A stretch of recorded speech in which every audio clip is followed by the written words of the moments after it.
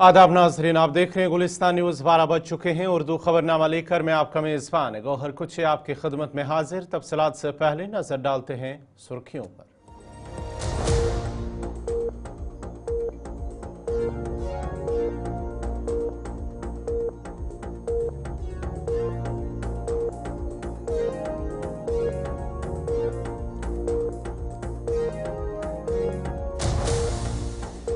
राजौरी बुडल मामले में वजारत दाखिला ने लिया नोटिस। वजारत का बैन वजारत टीम की तश्कील का हुक्म। आज इलाके के करेंगे दौरा। 175 किलोमीटर तवील गुरदासपुर जम्मू तवी कुदरती गैस पाइपलाइन मंसूबे पर काम सांभा तक पहुंच गया है।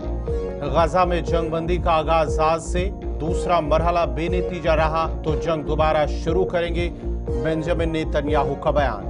जम्मू कश्मीर के 119 स्कूलों में तालाब का 0 इंदराज। ऐसे स्कूलों में फिर भी 238 असातिज़ा तैनात। कश्मीर में 21 जनवरी तक का मौसम अबर आलूद रहने के साथ साथ हल्की बर्फबारी का इम्कान। महकमे मौसमियात की पेशगोई।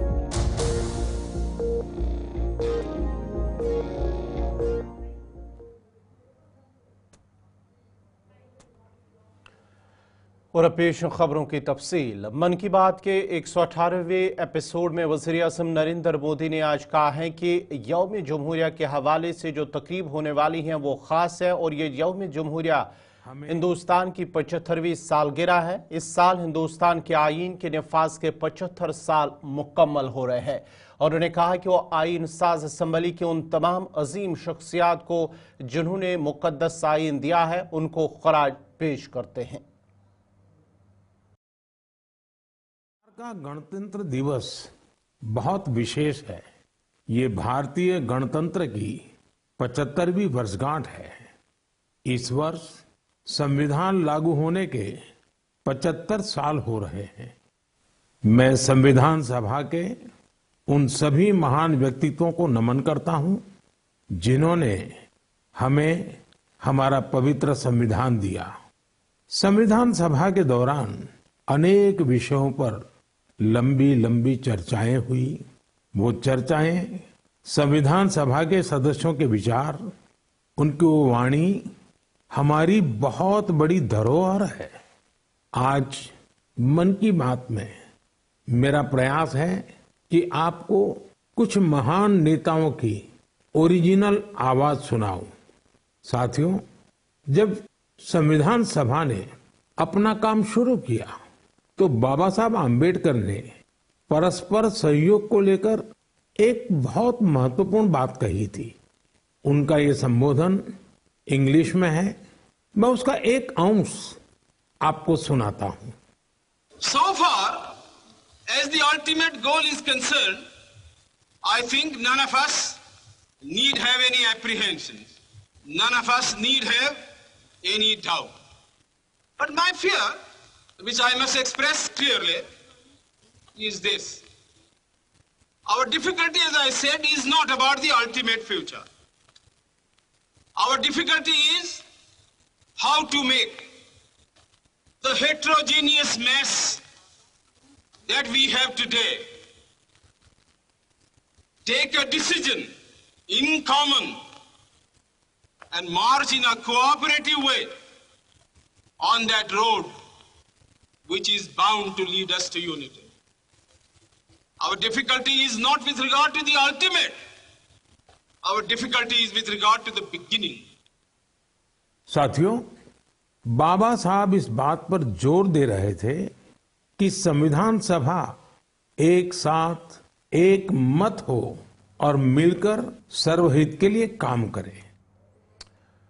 बढ़ते आगे बाद जरा राजौरी के बुढ़ाल इलाके की करते हैं जहां पर 16 लोगों की जान चली गई और इस सिलसिले में मरकजी वजारत दाखिला की जानिब से इस हवाले से इसका संजीदा नोटिस लिया गया है और आज एक आला सतही टीम इलाके का दौरा कर रहे हैं। आपको बताते चले कि मरकजी वज़ीर दाखिला अमित शाह ने राजौरी जिले में गुज़िश्ता 6 हफ्तों में 3 वाक़यात में होने वाली अमवात की वजूहात का पता लगाने के लिए मुतासरा गाँवों का दौरा करने के लिए वजारत दाखिला की क़यादत में एक बैन वजारती टीम की तश्कील का हुक्म दिया है और ये टीम सेहत और ख़ानदानी बहबूद की वजारत, ज़राअत की वजारत, केमिकल और खाद की वजारत और आबी वसाइल की वजारत के माहिरीन पर मुश्तमिल होगी। इसमें हवानियात, फूड सेफ्टी और फॉरेंसिक साइंस लैब्स के माहिरीन की मदद भी हासिल की जाएगी। टीम आज इलाके का दौरा कर रही और मकामी इंतजामिया के साथ मिलकर फौरी रिलीफ फराम करने के साथ साथ मुस्तकबिल में ऐसे वाकयात को रोकने के लिए एहतियाती तदाबीर इख्तियार करने पर भी काम करेगी। सूरत हाल को संभालने और अमवात के सबब के अमामिल को समझने के लिए मुल्क के चंद मारूफ इदारों के माहिरीन का एहतमाम भी किया गया है। आपको बताते चले कि राजौरी के बुढ़ाल इलाके में पुरस्रार बीमारी ने अब तक 16 लोगों की जान ली है और पुरस्रार अमवात से एक ही खानदान के 3 कुंबों पर क़यामत टूट पड़ी है और अब तक तीनों कुंबों के 12 बच्चों समेत 16 अफराद की मौत भी हो चुकी है। इस खबर पे तफसीलात के लिए जमशीद मलिक के पास हम चलते हैं। जमशीद मलिक फोन लाइन पे मौजूद है। जमशीद, जिस तरह से वजारत दाखिला की जानिब से एक आला सतही टीम तश्कील दी गई है और उसके साथ साथ ही आज माना जाता है कि एक टीम इलाके का दौरा कर रही है, क्या कुछ तफसीलात है? गौर, बिल्कुल ये मामला दिन ब दिन संगीन होता जा रहा है, जिसको देखते हुए मरकजी वज़ीर दाखिला की तरफ से भी अब इसमें मजीद नोटिस लिया गया और मुख्तलिफ महकमा जात की एक माहिरीन की टीम यहाँ दौरा करेगी और इस पूरे इलाके में वो भी जांच करेगी। हालांकि उससे पहले ही बड़े पैमाने पर इस इलाके में इन अमवात की सिलसिले में देखा गया, बड़े पैमाने पर इंक्वायरियाँ या सीट भी बनाएगी और उससे भी जांच का सिलसिला देखने को मिल रहा है। उसके बाद अगर पहले बात करें, कई बड़ी टीमें यहाँ पहुंची हैं जो इस पूरे मामले की जांच कर रही हैं, मगर अभी तक ये मामला पूरी तरह साफ नहीं हो पा रहा है कि 16 लोगों ने अपनी जानें गंवाई और क्यों गंवाई, ये चीज अभी तक सामने नहीं आ रही है। उसके बाद जहां हमने देखा कि कल पूरे डिप्टी चीफ मिनिस्टर हो, मेंबर पार्लियामेंट हो या दीगर लीडरान के भी आने का सिलसिला लगातार देखने को मिल रहा है। लोगों को यकीन भी दिलाया जा रहा है कि जल्द इस मामले को हल कर लिया जाएगा, क्योंकि एक बड़ा चैलेंज इस वक्त बन चुका है। मुल्क की तारीख में शायद ये पहला एक ऐसा मामला होगा जिसमें अब तक 16 लोगों ने अपनी जानें गंवाई हैं और उनकी जानें किस कारण गई हैं इसका इल्म नहीं हो पा रहा है। इसको देखते हुए जहाँ जम्मू कश्मीर गवर्नमेंट पहले से ही इस पर काम कर रही थी, अब मरकज की तरफ से भी इस पर मजीद कदम उठाए जा रहे हैं, क्योंकि इस मामले को जल्द हल करने के लिए लोगों की तरफ से भी काफी अपील की जा रही है। तो अब मरकज की तरफ से तकरीबन मुख्तलिफ महकमा जात की 4 टीमें इस इलाके का दौरा करेंगी, जो इस इलाके में पूरी जांच करेंगी कि मिलाकर क्या कारण है कि इस इलाके में ये सिलसिला जो थमने का नाम नहीं ले रहा है। और इस मामले को हल करने के लिए जहाँ सीट बनाई गई है, सीट ने तकरीबन 65 से ज्यादा लोगों से इस वक्त तक पूछताछ की है। उसके अलावा जहां हमने देखा इससे पहले DRDO की भी तरफ से भी हेल्प ली गई थी कि किस तरह का कोई बड़ा केमिकल का कोई इस्तेमाल तो नहीं किया गया, कोई ऐसी चीजें इस्तेमाल तो नहीं की गई। उसके बाद अब मरकज की तरफ से भी इस पर संगीन लिया जा रहा है, नोटिस लिया जा रहा है और 4 मुख्तलिफ महकमा जात की टीमें अब यहाँ पहुंचेंगी, वो भी इस इलाके में जाँच करेंगी। जी चलिए, बहुत बहुत शुक्रिया जमशीद मलिक पूरी तफसीलात फराम करने के लिए। नाज़रीन, आपको बताते चले कि राजौरी के बुढ़ाल इलाके के अंदर जिस तरह से वहां पर 16 लोगों की जान चली गई है, इस सिलसिले में अब वजारत दाखिला की जानिब से इसका संजीदा नोटिस लिया गया है और आला सतही जो टीम है, बैन वजारती टीम, वो आज इलाके का दौरा कर रही है। और इस सिलसिले में आपको बताते चले कि पुलिस की जानिब से जो 10 रुकनी टीम तश्कील दी गई थी SIT, उनकी जानिब से भी लगातार पूछताछ की जा रही है और नए नमूने जांच के लिए जा रहे हैं। तकरीबन 60 से 70 लोगों से अब तक पूछताछ की जा चुकी है। बढ़ते आगे बात जरा अब एक और जम्मू कश्मीर के हवाले से। जम्मू कश्मीर के लोगों के लिए का खुशी की बात है कि 175 किलोमीटर तवील गुरदासपुर जम्मू तवी कुदरती गैस पाइपलाइन मंसूबे पर काम जारी है और ये काम जिला सांभा तक पहुंच गया है, जिससे उम्मीद की जा रही है कि साल 2026 तक जम्मू सूबे के 5 अजला के लोगों के घरों में घरेलू गैस दस्तयाब हो सकती हैं, जिनमें सांभा, कठुआ, जम्मू, रियासी और उधमपुर जिला शामिल है। आपको बताते चले कि गैस पाइपलाइन मंसूबे के जरिए लोगों को अपने घर पर गैस का कनेक्शन मिलेगा और मीटर के जरिए अपनी खपत के मुताबिक अदायगी करनी होगी। ये जो प्रोजेक्ट है ये बड़ा एम्बिशियस प्रोजेक्ट है यूनियन गवर्नमेंट का और जो हमारी गैस मंत्रालय वो इसको देख रहे हैं। जैसा आप जानते हैं कि आप खुद ही कह रहे हैं कि ये काफ़ी इस पे काम चल रहा है और जैसे जैसे हमारा ये दिल्ली कटरा एक्सप्रेस हाईवे बन रहा है, इसके साथ साथ ये पैरेलल इसकी भी पाइप जो है ले की जा रही हैं। बेसिक पर्पज़ ये है इसमें कि ट्रांसपोर्टेशन जो गैस अब इसके थ्रू आएगी। जब ये एक बार प्रोजेक्ट बन जाता है तो उसमें जो ट्रांसपोर्टेशन का जो हमारी प्रॉब्लम रहती है सिलेंडर्स का, वो काफ़ी कर्ब हो जाएगी, कवर की जाएगी। और जैसा आप जानते हैं कि कठुआ और हीरानगर में इसकी ओपनिंग्स हैं, वाल्व बन रहे हैं जहाँ से ये गैस यहाँ पे आया करेगी। इसी तरह से डिफरेंट डिस्ट्रिक्ट्स में जैसे जैसे ये आगे जाएगी तो ये डिस्ट्रीब्यूशन हमारा बहुत आसान हो जाएगा। जो नॉर्मल आज की डिलीवरी है उसमें जो रिस्क हैं वो इससे कवर हो जाएंगे। जम्मू कश्मीर को एक और बड़ी सौगात मिलने जा रही है। जी हां, आपको बता दें कि दिल्ली, मुंबई, बेंगलुरु जैसे महानगरों की तर्ज पर अब जम्मू कश्मीर के लोगों को भी गैस पाइपलाइन के जरिए घरों पर गैस मिलना शुरू हो जाएगी, जिसको लेकर गैस अथॉरिटी ऑफ इंडिया ने युद्ध स्तर पर काम भी करना शुरू कर दिया है। मैं आपको बता दूं कि जम्मू कश्मीर में भी गैस पाइपलाइन बिछाने का काम जो है वो शुरू हो चुका है। मैं ठीक तस्वीरें भी आपको दिखाने की कोशिश कर रहा हूं, मैं कुछ और तस्वीरें भी दिखाऊंगा, लेकिन आगे बढ़ने से पहले आपको बता दें कि अगर बात करें गैस पाइपलाइन को लेकर तो जिसका काम गुरदासपुर से शुरू हुआ है और जम्मू तक ये गैस पाइपलाइन जो है वो बिछाई जाएगी, जिसमें अनुमान लगाया जा रहा है कि 2026 तक जो है ये पाइपलाइन बिछाने का काम कंप्लीट कर दिया जाएगा और उसके बाद लोगों को घरों पर गैस पाइपलाइन के जरिए गैस मिलना शुरू हो जाएगी। ये प्रोजेक्ट जो पहले चरण में बताया जा रहा है कि 175 किलोमीटर लंबी ये गैस पाइपलाइन बिछाई जा रही है, जिसमें पहले चरण में जम्मू संभाग के 5 जिलों में गैस पाइपलाइन के जरिए गैस लोगों को मिलना शुरू होगी, जिसमें जम्मू, सांबा, कठुआ, रियासी और उधमपुर जिले का जिक्र किया गया है। तो अगर इस गैस पाइपलाइन की बात करें तो ये बताया जा रहा है कि जिस तरह से काम इसका काफी तेजी से चल रहा है। मैं आपको बता दूं, यह भी जानकारी है कि जिस तरह से ये गैस पाइपलाइन गुरदासपुर से बिछाई जा रही है जम्मू कश्मीर तक, तो इसमें हीरानगर और कठुआ, यहां 2 एरियाज में इस गैस पाइपलाइन के वाल्व बनाए जाएंगे। और ये जो गैस पाइपलाइन है ये दिल्ली अमृतसर कटरा एक्सप्रेस वे की बात करें तो इसके साथ साथ ये गैस पाइपलाइन गुजर रही है। मैं इस समय भी ठीक तस्वीरें आपको दिखा रहा हूं। ये एक तरफ आप देख रहे हैं कि एक्सप्रेस हाईवे गुजर रहा है और एक्सप्रेस हाईवे के साथ साथ यहां पर गैस पाइपलाइन भी गुजर रही है। ठीक तस्वीरें आप जो वो स्क्रीन पर देख सकते हैं। तो एक बड़ी सौगात जो वो जम्मू कश्मीर के लोगों को मिलने जा रही है। हालांकि पहले चरण की बात करें तो जैसे मैंने कहा कि 5 जिलों को ये गैस पाइपलाइन के जरिए लोगों को गैस मिलना शुरू हो जाएगी और उसके बाद कश्मीर तक ये गैस पाइपलाइन को पहुंचाया जाएगा। लेकिन इसमें बड़ी बात इसमें यह है कि ये गैस जो वो काफी किफायती होगी। एलपीजी सिलेंडर्स के मुकाबले देखें तो रिस्क फैक्टर जो वो कम होगा और उसी के साथ साथ ये इको फ्रेंडली होगी। रिस्क फैक्टर जैसे मैंने कहा कम होगा। एलपीजी सिलेंडर्स में कहीं ना कहीं दुर्घटना होने के चांसेस रहते हैं, लेकिन इससे जो वो उस नुकसान से जो वो बचा जा सकता है और उसी के साथ साथ ये काफी सुरक्षित जो है वो गैस होगी, जो कि गैस पाइपलाइन के जरिए जम्मू कश्मीर के लोगों को ये गैस मिलना शुरू हो जाएगी। तो प्रोजेक्ट का काम जो वो काफी तेजी से चल रहा है, लगातार काफी स्पीड में काम जो वो किया जा रहा है। 175 किलोमीटर लंबी ये गैस पाइपलाइन जिस तरह से गुरदासपुर से शुरू हुई है और ये जम्मू तक पहुंचेगी और उसके बाद कनेक्शंस को जो वो डिस्ट्रीब्यूट किया जाएगा, पंपिंग स्टेशंस बनाए जाएंगे। नेचुरल गैस का भी इस पाइपलाइन के जरिए जिक्र किया जा रहा है। हालिया दिनों चीफ सेक्रेटरी ने एक जायजा मीटिंग में कहा है कि एम्स अस्पताल अवंतीपुरा का काम इस साल नवंबर के महीने में मुकम्मल किया जाएगा। एम्स का तामीराती काम करीब 60% मुकम्मल हो चुका है और इस साल के नवंबर महीने तक अस्पताल का तामीरी काम मुकम्मल किया जाएगा, जिस पर लोगों के साथ साथ मेंबर असेंबली त्राल रफीक अहमद नायक ने भी खुशी का इजहार किया है। वही उन्होंने अवंतीपुरा से एम्स तक जाने वाली राब्ता सड़क के दोनों अतराफ जो सरकार ने 500 मीटर के इर्द गिर्द तामीरात पर पाबंदी आयद की हैं, जिसकी वजह से लोगों को मुश्किलात दरपेश है, उन्होंने सरकार से तामीरात पर पाबंदी हटाने की मांग की है।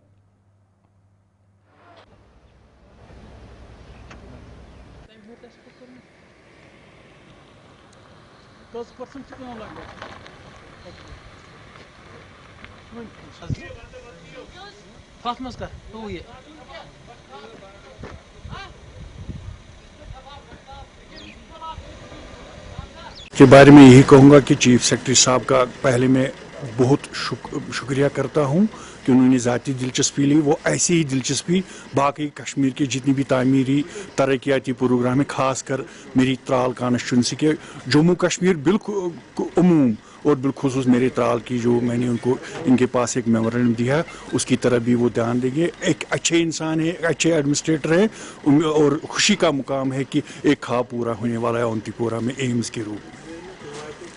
देखिए, तामीर तरक्की ज़रूरी है।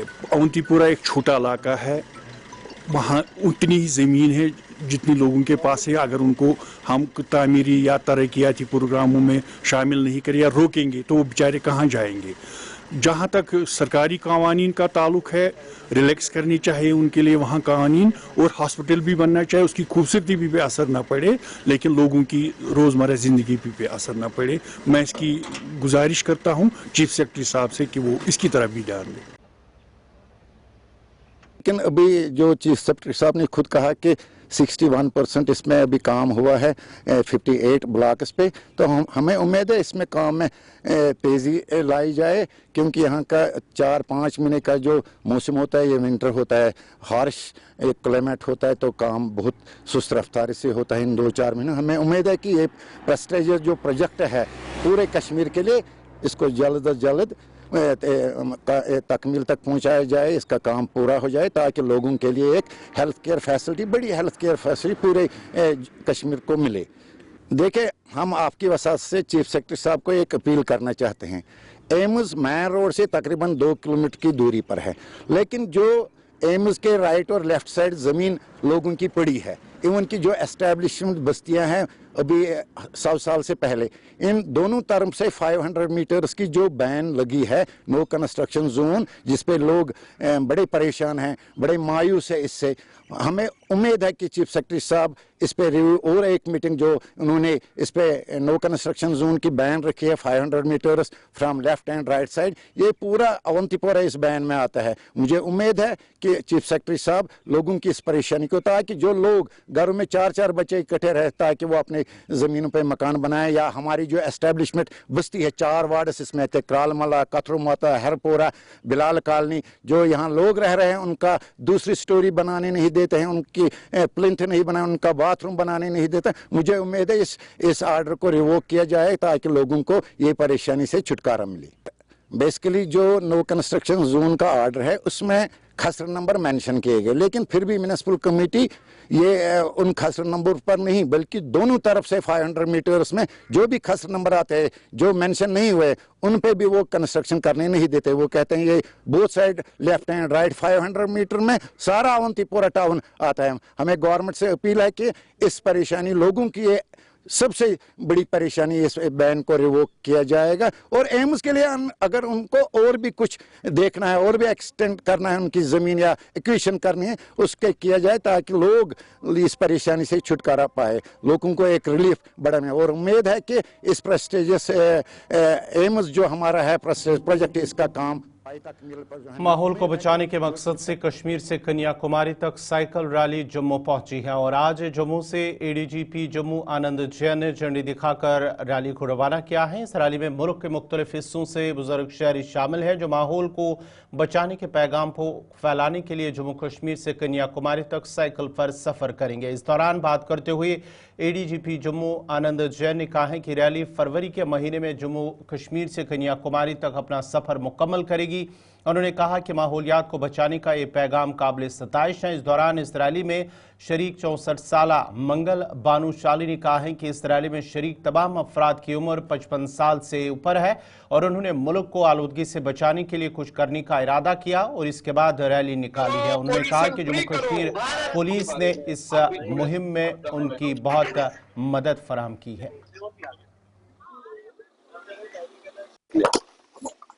कश्मीर से कन्याकुमारी तक का सफर इनका फरवरी माह के मिड में कंप्लीट होगा और जैसे कि हमने देखा कि पर्यावरण की एक जो बचाने के लिए इनका एक संदेश है और पोल्यूशन फ्री भारत का एक संदेश और एक नारा जैसे इन्होंने दिया है, इसके लिए इनका जो एक कंट्रीब्यूशन है वो काफी सराहनीय है। और सभी जितने साइकिलिस्ट हैं वो उनकी एज ग्रुप 55 यंगेस्ट है, तो एक फिटनेस के तौर पे भी ये एक मैसेज हमें जाता है कि इन्होंने इस एज में भी अपनी सेहत और अपनी फिटनेस को देखते हुए और पर्यावरण को बचाने के लिए भी मिलकर एक संदेश दिया है। तो इनको बहुत बहुत शुभकामनाएं इस यात्रा के लिए। सर 64 साल का जवान हूँ और हमने ये 5 बंदे हैं, सब यंग सीनियर सिटीजन हैं, और हमने ये सोचा कि देश के लिए कुछ किया जाए, नेशन के लिए कुछ किया जाए। तो नेशन के लिए कुछ करने के लिए हमने ये पोल्यूशन फ्री भारत, ये एक पूरा एक संदेश लेके हम कश्मीर से कन्याकुमारी जा रहे हैं, और हम आदरणीय जैन साहब के बहुत बहुत ऋणी हैं कि हमारा कश्मीर से कन्याकुमारी का जो हमारा ये प्रवास है बहुत ही इजी कर दिया। उन्होंने हमें ये फीलिंग ही नहीं दिया कि हम अपने कहीं स्टेट से बाहर हो। तो हमारा ये सब्जेक्ट है कि आप देख रहे हैं, मुझे कल एक बंदे मिले, गुप्ता जी, उन्होंने कहा कि 4 साल से हम जो है वो जम्मू ज्यादा कूल फील कर रहे हैं और श्रीनगर कम। तो ये जो है वो पूरा एनवायरनमेंट बदल चुका है उसके लिए, और उसके लिए पोल्यूशन सबसे बड़ी बात है। तो पोल्यूशन फ्री भारत करना, भारत ही नहीं हम दुनिया को भी मदद करेंगे। देखिए सर, आपने इतनी सारी गाड़ियां डाल दी है, इतनी सारी आपने गाड़ियां डाल के, इतनी सारी फैक्ट्रियां डाल के आपने जो किया है। अब ये साइकिल का जमाना, पहले आप याद करिए, अभी भी आप याद करिए, साइकिल बिल्कुल पॉल्यूशन फ्री है। दूसरा, आपका वेल्थ का भी बचाव करता है और हेल्थ का भी बचाव करता है। आपने ये मार्क किया होगा कि कोविड के बाद में साइकिलिंग ये वर्ल्ड में सबसे बिगेस्ट एक्सरसाइज मानी जा रही है। मुगलपुरा कुपवारा में गुज़िश्ता शाम एक सड़क हादसे में एक नौजवान जाम बहक हुआ है। बताया जाता है कि बासित मीर हादसे में जख्मी हुआ, जिसको कुपवारा सब डिस्ट्रिक्ट अस्पताल ले जाया गया, जहां पर इब्तिदाई इलाज के बाद डॉक्टरों ने उन्हें श्रीनगर मुंतकिल किया। तहां वो सोपूर पहुंचकर ही रास्ते में ही दम तोड़ बैठा। तहां पुलिस ने एफआईआर दर्ज करके तहकीकात शुरू कर दी और गाड़ी को अपनी तहवील में ले लिया। ड्राइवर की तलाश अभी जारी है। बासित के रिश्तेदारों का कहना है कि बासित घर का इकलौता चिराग था और उसकी एक ही बहन है। उन्होंने अब इंसाफ की मांग की है।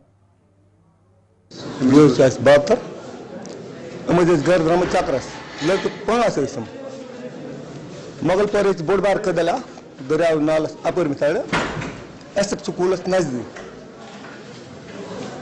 तो और एक आमद गाड़ी ड्राइवर जिग करा